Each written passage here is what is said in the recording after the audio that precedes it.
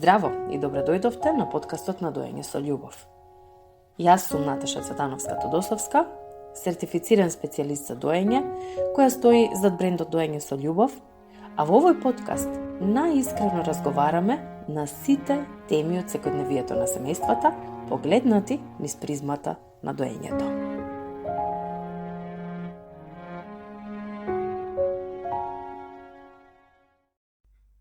Бидејќи по снимањето на последната епизода, многумина ме праша повторно да го раскажам детално моето искуство за одбивањето од доење. Јас решив да снимам оваа епизода и да ви споделам, како се одвиваше одбивањето за доење во двете мои искуства. Првото искуство со првото дете, нема да навлегувам во почетоците, беа какви што беа. Меѓутоа, некако, како да кажам, ќе започнам некаде после воведувањето на немлечната дохрана, каде што доењето повторно си остана да е на барање. И баш кога наполни една година, буквално после 2 недели, мислам дека беше, ние се преселивме во друга земја, каде што таа започна во градинка, а јас требаше да започнам со работа. Што значи, баш некаде на нецели 13 месеци се случи тоа почнување во градинка, сепарација и исто така, она физичка сепарација која што траеше малку подолго време. Ние во Македонија, кога бевме уште во Македонија, почнав исто со работа, меѓутоа нашата физичка сепарација не беше подолга од некои 4 до 5 часа во текот на денот. Па ќе започнам од како почна во градинка. Тој период некако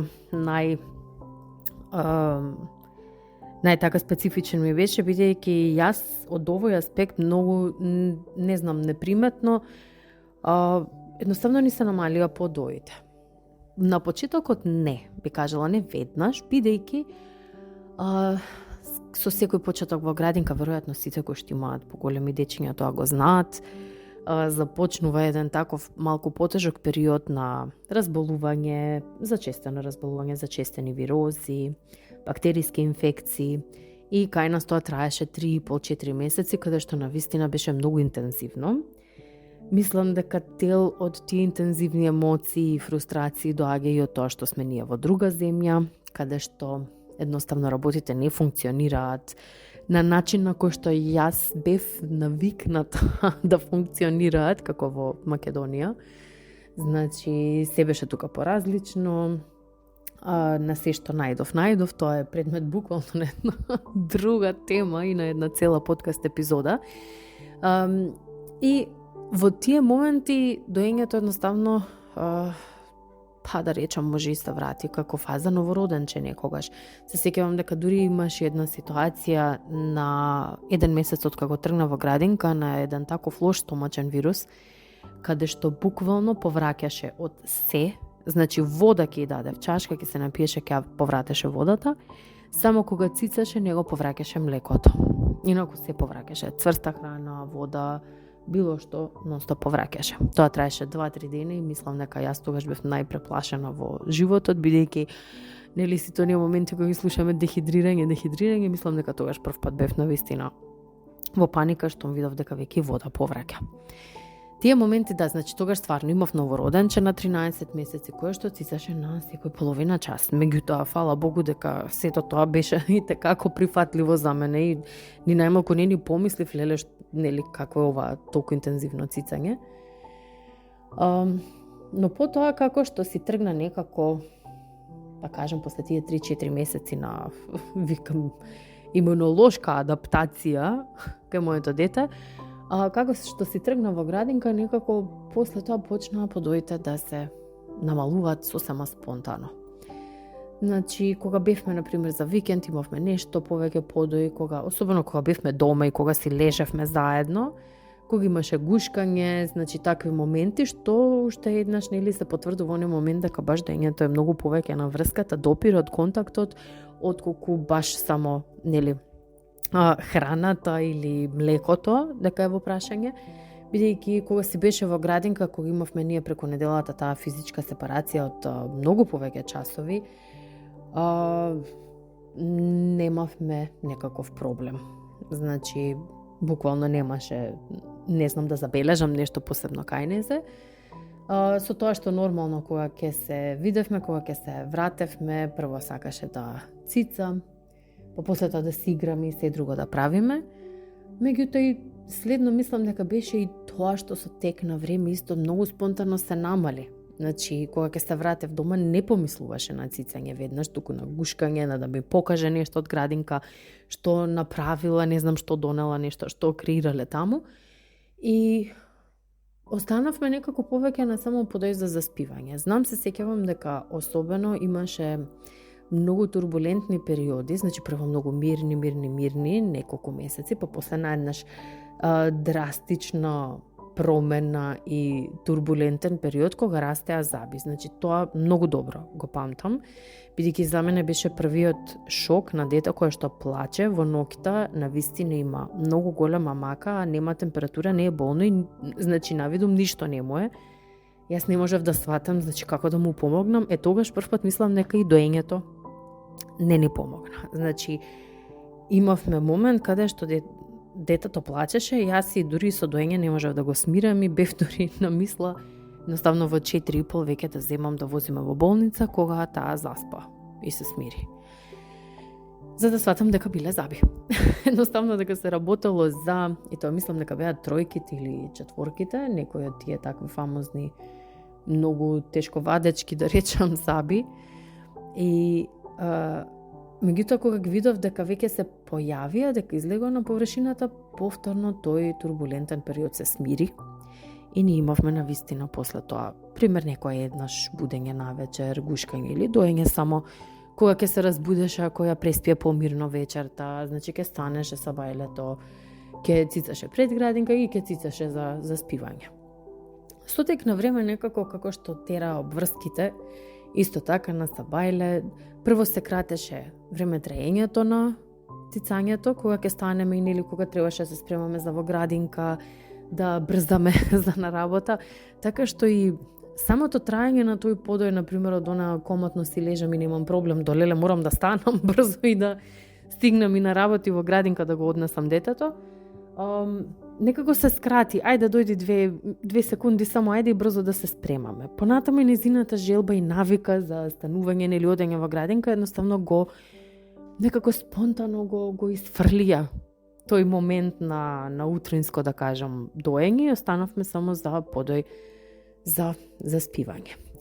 И паметам дека долго време го имавме тој еден подој за заспивање, бидејќи сите други активности во текот на денот, исто така и за викенди, значи излегување, шетање, правење едноставно како да си го земаа своето место во текот на денот и го зедоа незиното внимание и едноставно некако многу спонтано си остана на тоа.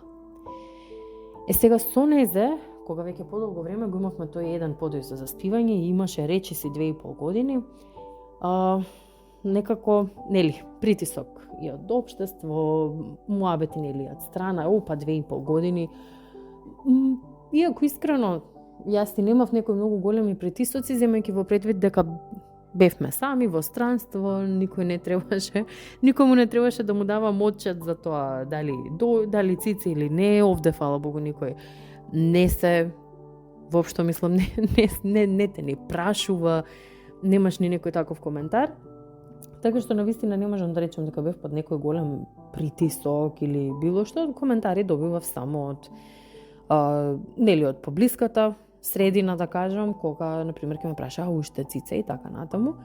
Иако мора да признам дека не бев нешто многу, не знам, не ме засега или допира тие коментари. И ми беше прво искуство и не знаев како изгледа крајот, не знаев како е да се престане, да се заврши, со сето тоа.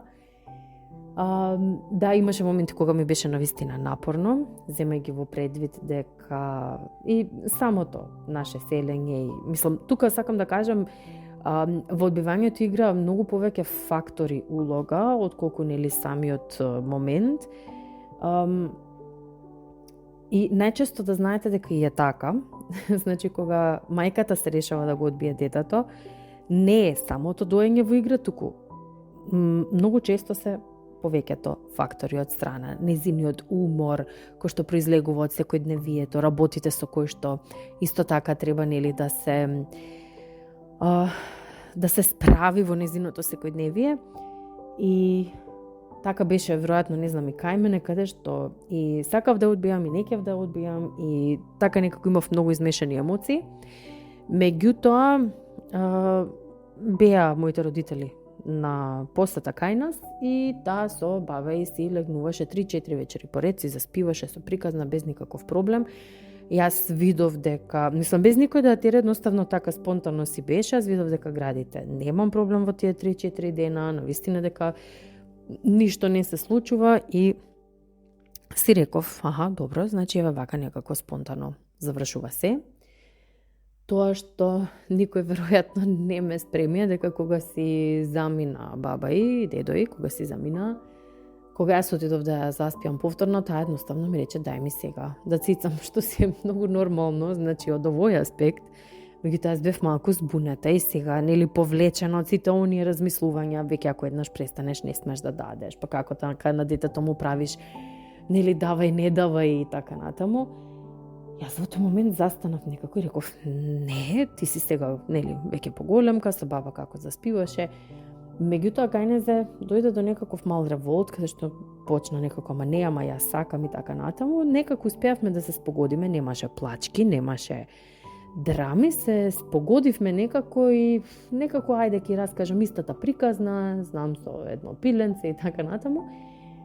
И заспа. Меѓутоа, најголемиот шок за мене таа вечер, ја памтам многу убаво, беше наискрено леснината со која што таа заспа, леснината со која што иако се побуни дека сака повторно да цица, едноставно, па ајде добро, ако веќе не може, окей, ајде. И морам да бидам искрена дека прв пат мене, иако не очекував, значи јас свесно се впуштив во тој процес, да речам, мене тоа толку некако многу неочекувано ме погоди. Значи многу скроз се изненадив од самата себе си дека јас се почувствував навредена.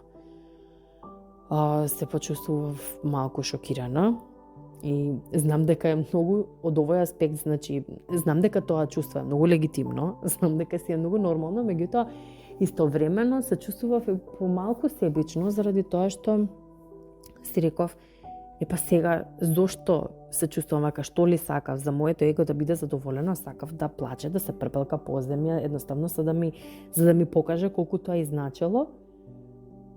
А истовремено сакав да изначи, мислам, не сакав тоа да го направим, меѓутоа сакав едноставно да ми покаже дека изначи, што во принцип јас мислам дека тука не си ги препознав моите собствени емоции, дека можеби јас не сум скроз спремна за сето тоа. Заради тоа што дури некако се почувствував како принудена, како присилена, ете, иако не сакав, ете, некако се, не знам, за момент ми дојде некој такво чувство дека како да сум подпаднала, подлегнала под некој притисок.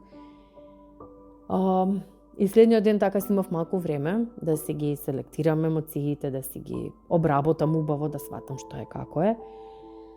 И некако решив дека мене ми треба нели оно што е кат closure, значи ми треба завршница, ми треба затворање на целата оваа приказна и дека едноставно сакам да е под наши, да речам, услови. И следниот ден кога седнав и не знаев што да очекувам или што ќе се случува, побара повторно да цица и јас тука и дозволив. Со тоа што реков, ајде сега, ова ќе биде, нели, последното, да речам, гушкање, последното цицање, се договоривме така, стварно беше договор. И буквално дека ги оставаме, нели, градите за бебенце, дека таа е веќе големо детенце, дека нема веќе потреба и така натаму. И мислам дека незината смиреност да важи, сега ќе цицам и сега ќе ги погледам, ќе им кажам чао и дека тие ќе се забебења, дека јас сум веќе големо детенце, си легна, си заспа и стварно не побара следниот ден. мислам дека така некако тоа ми даде, не знам, ми даде некаков мир, ми даде баш таа завршница што си ја сакав, ми ја даде можноста да се и двете да го вреднуваме она што сме го имале, и двете на некој начин да покажеме дека ни значело преку гушкање, преку допир, преку се, меѓутоа и двете да дојдеме до едно, да речам, прифаќање дека дека е тоа, дека стигнавме до надраснување на тој момент и дека нормално е, нели, да ни фали, да си кажеме чао, заради тоа што е нешто многу убаво што ни се случило. И мислам дека тој момент некако навистина ми даде така мир понатаму и не знам како да го дефинирам, меѓутоа ме направи едноставно да си ставиме двете крај на нашата приказна онаков каков што си сакаме и ме увери со тоа што таа повторно и не побара и си беше супер, срекно, задоволно дете, едноставно ми даде и малку мир дека не ја isforsирав јас, бидејќи нормално се запрашав дали јас го isforsирав моето дете и така натаму, меѓутоа едноставно видов дека и таа е спремна, дури можеби како што реков малку повеќе од мене, меѓутоа исто таа завршница јас некако се спремив и си кажавме на убаво с Богом. Тоа е првото искуство. Со второто искуство, не знам, малку е поспецифично, заради тоа што решив дека не сакам јас ништо да потегнам, иако сум свесна дека беше спремно првото дете и се, со второто сакав да видам како изгледа она што самата литература го нарекува natural winning или природно одбивање и ми беше еден мој личен, и ми е се уште еден мој личен експеримент за тоа како сето тоа се одвива и дали ако јас не потегнам ништо, како што потегнав, нели барем првиот пат, како сето тоа ќе се случи. Со него исто така, значи, некако многу постепено си се намалува подоите, дури доста, пак ќе речам, исто незабележливо, и со градинка кога тргнавме, па и бевме во Македонија, знам дека веќе и на, па речи си 2 години кога полнеше, дури и спиеше кај баба му и кај дедо му, ден, 2, 3, не побара ни да цица воопшто, видов исто дека немам толку проблем со градите и така натаму. И некако спонтано решив, добро, едноставно јас ќе оставам, ништо не викам и да видам, нели, како ќе се случува. Нормално дека кога се видовме после 2-3 дена и кога си легнавме заедно посака да цица и тоа и го очекував, значи овој пат не бев така како сега ти текна, што повторно ме води на она сепарација кај поголеми дечиња, например, ќе те оставам кај баба, дедо 2-3 дена и готово ќе заборавиш, па не е баш така, не е толку лесно и едноставно. Не дека кога ќе си поиграат кај баба и дедо ќе добијат амнезија на врската што имале со мајката. И не знам, така цел живот, исто секојдневието, обврски и така натаму, направи да едноставно стварно се скрати се. Дури со него, значи беше слично како со ќерка ми, со првото детенце, меѓутоа дури тука веќе си воведивме на заспивање, да кажам, со татко му да му чита приказни. Тој почна исто и да си заспива без никакво доење. Во ноќта исто едно време се будеше до, па, да речем, сигурно до кај 3 нешто години, 3,5, ако не и повеќе, се будеше и сакаше навечер да се смири со цицање, меѓутоа не само за заби, туку веќе тука и лоши соништа, и баш така и дури ми раскажуваше што сонува, значи знаеше веќе и на 3,5 скоро, па да, 3,5 раскажуваше веќе што сонува, знаеше да каже, и се смируваше малку со доење, иако и тоа некаде после 3,5, 3, 8, 9 месеци престана да го прави, значи само гушкање му беше доволно. И можам да кажам дека од 3 и нешто години доењето толку се разредчи да буквално се случуваше еднаш на 4 дена. Значи буквално не бевме на леле еден подој и готово, туку еднаш на 3-4 дена, некојаш ќе се случеше 3 дена поинтензивно да побара, после тоа да го нема, 10-15 дена да не му текне. И дури према тоа забележував кога навистина му треба малку повеќе, кога се интензивираат тие работи, баш тоа го имав напоменато, кога смени градинка, кога бевме во Македонија, па кога се вративме назад, сите тие моменти, впечатоци некако го интензивира после тоа процесот малку. Сото што пак речам интензивирање, може би еднаш во денот да побара за нас, наместо еднаш во неделата. Јас со него само што применив на игра самата, значи од мене водено беше да броиме. Да видам дали едноставно како ќе прифати, и дури него му стане игра важи. Јас цицам, ти број до толку и толку, и мислам броењата дури ни беа број до 3, до 2, значи 2 секунди и толку. Така што исто до кај 2,5-3 години имавме подој за заспивање, само можеби во ноќта кога ќе станеше навистина преплашен, возбуден, значи исплашен, тогаш да, и после 3,5 години веќе толку многу се разред, чета јас навистина не знам, и кога ќе ме прашаш некогу, не знам кога има последно цицано. Знам дека беше пред неколку дена, ама дали беше пред 2, 3, 4, 5, 6, навистина не знам. После 3,5, скоро 4 години, значи веќе навистина толку се разречува да можеби и да се случи да побара еднаш на 2-3 недели. Значи навистина знам сега на одмор, последно кога бевме, во август знаеше да побара, например, еднаш во денот, меѓутоа повеќе заради тоа што ќе ме видеше дека кога ќе се пресоблекувам, пример, да ми даеш сега малку и кога ќе се присетеше. Меѓутоа, ако се тргнам настрана, значи не ме види дека се пресоблекувам, тогаш немаше никакво барање, немаше ништо, и навистина едноставно решив, добро, тогаш ќе се тргам настрана, ако не сакам, нели, и тоа е тоа. И долго време, значи, после одмор немаше воопшто побарано, значи, зборуваме од август до крај на август, до крај на октомври, значи, се додека до пред некој ден не беше нешто многу вознемирен, и од градинка имаше некоја случка негова што навистина го вознемири, кој се врати, кој се гушкав, ми рече, те молам 2 секунди. И викам, добро, зошто да не? Јас сметам дека ние најверојатно сме завршени со доењето. Ако мене некој ме праша, навистина мислам дека веќе сме на крајот. Со тоа што претпоставувам дека и вака изгледа крајот. Вака изгледа и тоа многу полесно, не знам, за како што ви кажав, нели, за првото детенце се имав, нели, оние моменти јас да се вознемирам, да заплачам, дали недостатствувам и така натаму, додека сега едноставно некако тоа е тоа, и за мене, и за него. Јас имам време едноставно да не се врзувам она што викаме, нели, емотивно, да не романтизирам во смисла сега ова последно доаѓање па ќе се сликаме. Не знам. Најверојатно може и ова сега да беше пред неколку дена последниот, кога 3 секунди, не знам, 2 секунди дали се рачуна.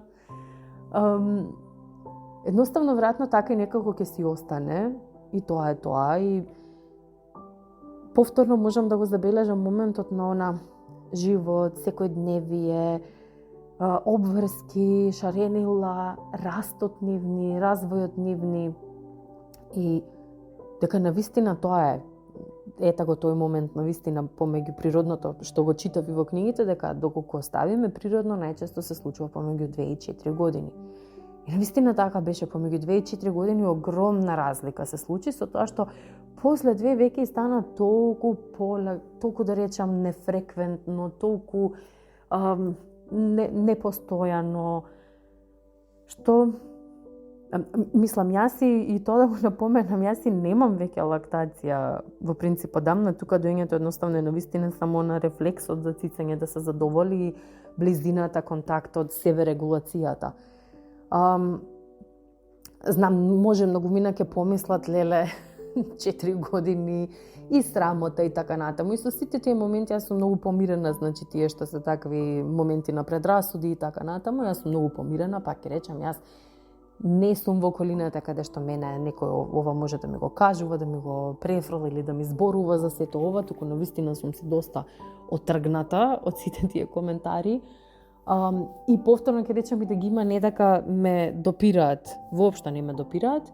Напротив, едноставно сакав сето нешто литературата ми го презентира и според моите рационални мислења за релативно нормално, значи да видам природно како сето тоа се изгледа и како изгледало многу долго време пред да имаме оваа модернизација, ова модерно време во кое што живееме. И едноставно, навистина и за мене се ова беше едно многу интересно искуство. Иако некој, например, ако некој ми каже доење на 4 годишно дете, и би било шок некому. Меѓутоа, првата слика што имаме е 4 годишно дете кое што цица 5 пати на ден, пример, или не знам.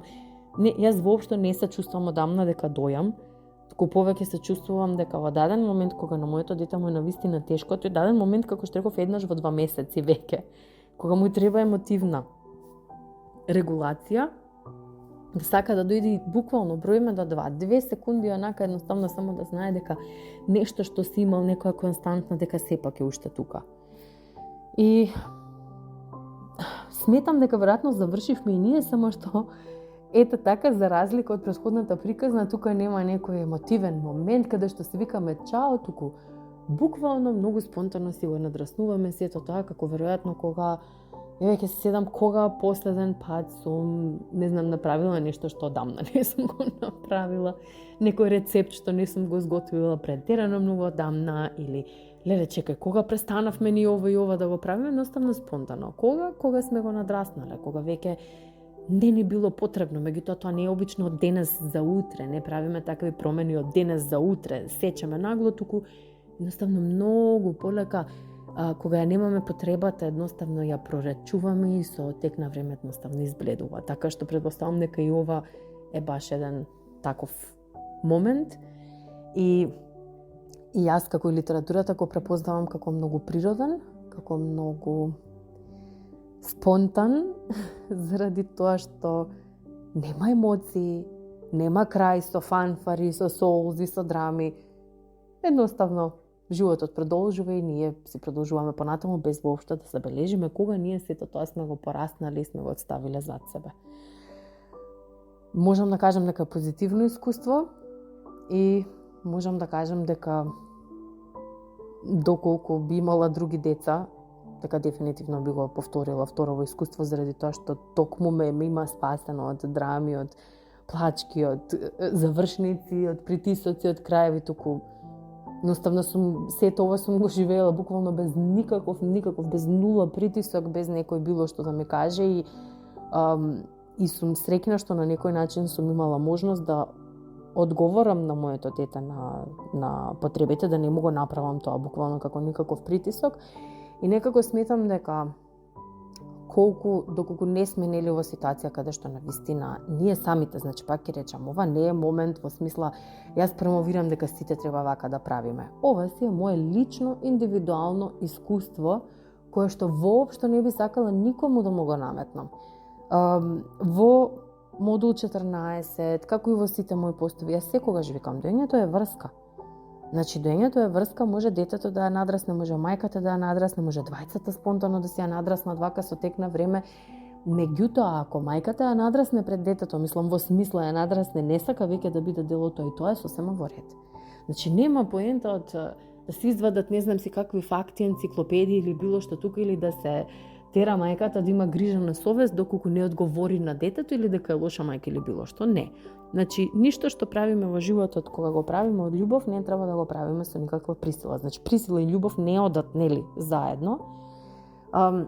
Затоа, доколку вие се почувствувате дека вие сакате да престанете, единствено само што би сакала да напоменам, а тој многу детално го работам во модул 14, е прво информирајте се што е доењето за вашето дете во тој момент.